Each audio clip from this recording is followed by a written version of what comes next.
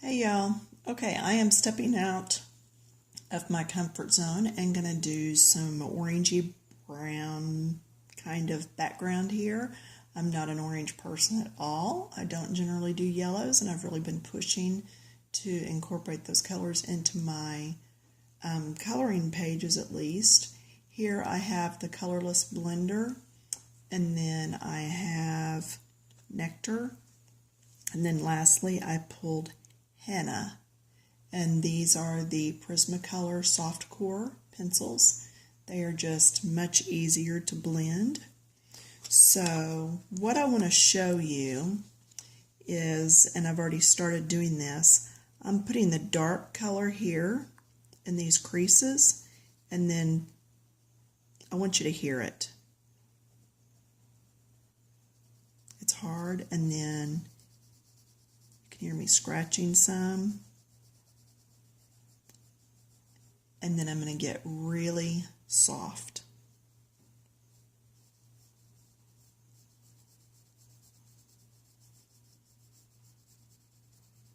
All right, and then with the other color, I'm going to come in. It's going to be hard, and then moving softer into the color I just did. So the soft parts overlap and create that blend. Now I've already done some over in here, but I've not blended any of it with the pencil. So let's see if that pencil makes any difference. Oh yeah.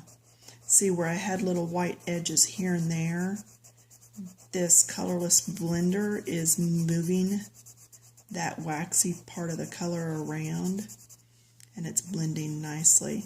So on this page, I'm going to go ahead and use two colors on the background. And I'm going to put the darker, deeper color in any corners like this. See, that blends so nicely.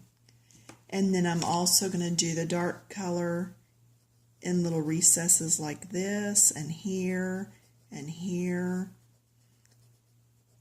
And it's just going to give it a total different look instead of going just with a flat coloring page. And again, that's just like when I came back in and put that cool gray in here. The cool refers to using blues and greens, and then the warm grays that we have would be used with the oranges and yellows and reds. Think of the sunlight. So I'm going to work on this for a little bit, and I'll see you in a bit. Okay, I'm back. I have gone ahead and, wow, now the clock decides to go off. I have gone ahead and done some of this background, and I am just going to let you watch me blend because sometimes watching helps. If you saw my last video, or maybe it was the one before, I talked about doing backgrounds and when should you use a blender.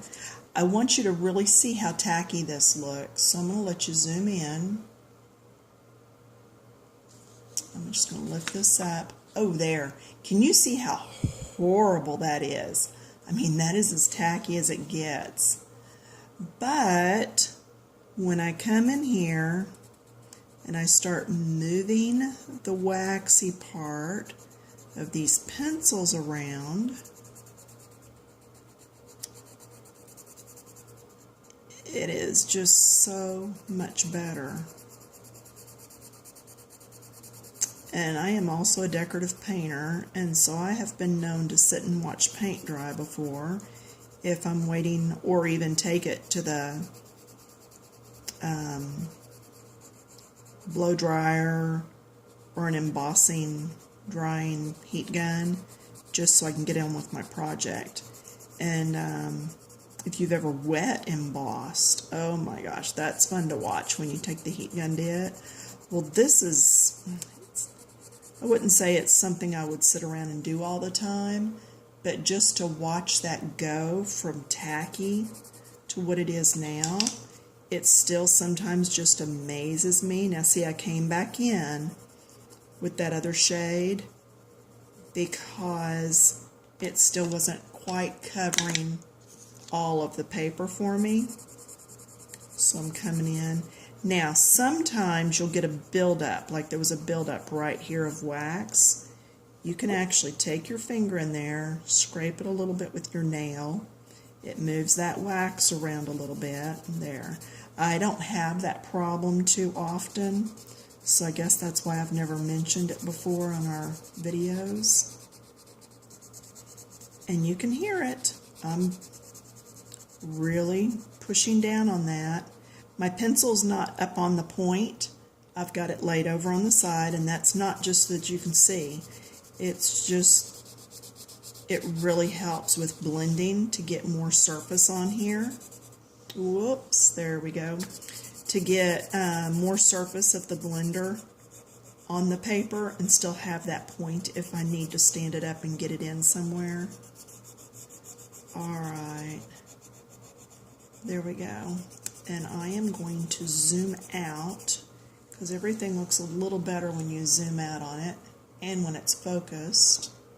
But look at that. Now see how I've got the darks going around here, and then the lighter color is in this area, but it just gives you so much more depth to your piece. So when you're doing your backgrounds, play with 2 or 3 colors. We've got one that's playing with reds and blacks together, and so I did a video on that, and it would be the same thing. You're going to tuck your darker colors back in here. This is going to be almost all the dark color. I'm only going to use sections of the light color whenever I get in here. There will be light, and in here, and in here. These big areas are going to be where that light is. Alright? And then it'll fade into that dark. So just look and mark out your high points and go from there. Alright, let me get this posted and y'all have fun.